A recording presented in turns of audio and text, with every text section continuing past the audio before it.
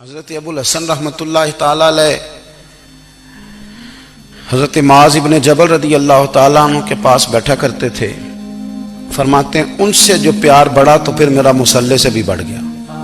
تابعی ہیں. فرماتے ہیں صحابی رسول سے محبت ہوئی تو ذکر سے بھی ہو گئی, پھر درود شریف سے بھی ہو گئی. محبت ان سے بڑھی تو پھر اللہ نے مسجد کا پیار بھی بڑھا دیا. آپ فرماتے ہیں کہ میری ہر وقت بھی یہ چاہتی تھی کہ بس اللہ اللہ کروں, بس اللہ اللہ کروں, بس نہ میں ذرا تھوڑی جان چھڑاؤں لوگوں سے, کوئی 10 منٹ ملے تو میں کچھ 4 نفل پڑھ لوں, میں تھوڑا سا نہ بچوں لوگوں سے, اور مجھے تسبیح ملے تو میں نہ کچھ 400-500 دفعہ استغفار پڑھوں, سبحان اللہ, الحمدللہ, اللہ اکبر, لا حول ولا قوت الا باللہ, میں نہ تسبیحات پڑھوں. فرماتے ہیں کہ بچے تھے گھر میں 6-7, غربت تھی, کام ملتا کوئی نہیں تھا, اور میں کام چور نہیں تھا, کام ڈھونڈتا تھا, پر اللہ کی قدرت کے کام نہیں ملتا تھا. فرماتے ہیں کہ میں نے ایک دن اپنی اہلیہ سے کہا کہ آج میں پھر جاتا ہوں کام ڈھونڈنے. تو میری بیوی بڑی فرما بردار تھی, پر اس دن نہ غربت کے ہاتھوں تنگ آ کے کہنے لگی, آج نانا کوئی تو چیز لے کے آیا, تو مجھ سے بچوں کی بھوک نہیں دیکھی جاتی. یہ سب روگاں دا روگ محمد جس دا نام غریبی, کنڈ بلا کے لنگ جاندے نہیں دوست یار قریبی. آج نہ کچھ لے کے آیا تو میں بچے لے کے چلی جاؤں گی.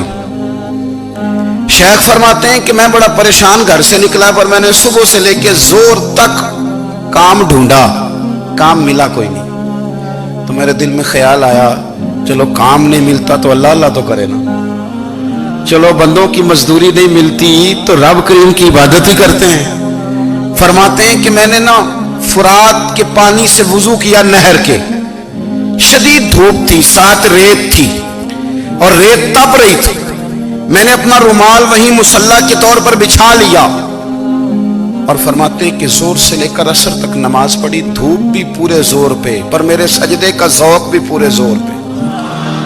فرماتے ہیں سورج بھی چمک رہا ہے اور رب کی عبادت کا ذوق بھی پورے زور پہ. میں سجدہ کروں تو پھر میرا اٹھانے کو جی نہ چاہے. میرے استاد لکھا کرتے تھے, یہ ان کا شعر ہے, وہ کہا کرتے تھے, مجھے سوز دے, مجھے ساز دے, اور مجھے نیم شب کا نیاز دے, دم سجدہ خود کو میں توڑ دوں, مجھے ایسا ذوق نماز دے. اور میں تیری بہار کا پھول ہوں, میں کھلا بھی ہوں تو تیرے لیے, مجھے میری شاخ سے توڑ لے, مجھے اپنی زلف کا ناز دے. بھائی فرماتے ہیں کہ عصر تک میں نے نفل پڑھے, دل ڈھلنے لگا, عصر کی نماز پڑھی اور میں وہاں سے چلا. اب میں جب نکلنے لگا تو دل میں خیال آیا کہ چھوٹی چھوٹی دیواریں ہیں گھر کی, بغیر کچھ لیے جاؤں گا تو بیوی دور سے دیکھے گی تو شور کرے گی کہ پھر خالی ہاتھ آ گیا ہے. کہتے میں نے اپنے اسی رومال میں جس میں میں نے نماز پڑھی تھی نا, رومال میں کی عقید پنجابی جسافہ کہتے ہیں, اسی میں نا میں نے کچھ ریت بھر لی کہ وہ دور سے دیکھے گی تو سمجھے گی کچھ لے کے آیا ہے, چلو جا کے اسے بتا دوں گا کہ آج پھر مزدوری نہیں ملی. کہتے ہیں وہ ریت لے کر جب میں گھر میں گیا تو پہلے بیوی دروازے پہ کھڑی ہوتی تھی, پوچھتی تھی خالی ہاتھ آ گئے ہو, آج میں نے دیکھا تو ہے ہی کوئی نہیں. فرماتے ہیں میں اندر داخل ہوا, سلام لیے, کونے میں نے وہ رومال رکھ دیا اور میں نے آواز دی کہ بھلی مانس کہاں ہو. تو وہ کہنے لگی آپ منہ ہاتھ دھو لیں, میں روٹی لے کے آئی. میں نے کہا روٹی کہاں سے آ گئی, یہاں تو کئی دنوں کے فاقے, تو کئی دنوں کی غربت ہے, یہاں تو اس گھر میں تو فقیری ہے. فرماتے ہیں کہ وہ روٹی لے کے آئی اور اس وقت کی جو موجودہ نعمتیں تھیں, سمجھ لیں سلاد, اچار, ہر چیز ساتھ لائی. میں نے کہا کہ بچے کہاں گئے, کہنے لگی وہ کھانا کھا کے کھیلنے گئے, آپ کھانا کھا لیں آ جاتے. کھانا اس نے چن دیا.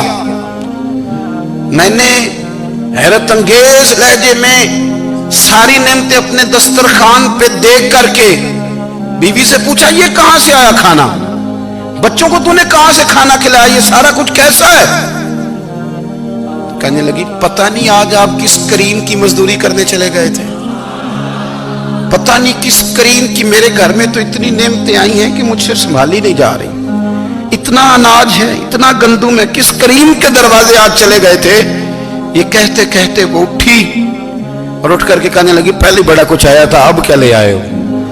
اور جا کر کے نا اس نے وہ ریت والا رومال کھولا, کہنے لگے میں تو لے کے آیا تھا ریت, تو میرے رب نے اسے بھی سونے اور ہیرے بنا دیا تھا. جب آپ आपकी तवज्जो अल्लाह की जानिब। मेरे नबी पाक सल्लल्लाहु ताला अलैहि वसल्लम ने फरमाया हर चीज अपने रब से मांग, हर चीज मांग, हर चीज मांग। या रसूलल्लाह क्या कुछ? मेरे महबूब ने फरमाया तेरे घर में नमक भी खत्म हो जाए तो वो भी अपने रब से मांगा कर। तो मांगना, वो तुझे देगा, तो उसकी बारगाह में कशकोले तलब दराज तो करना।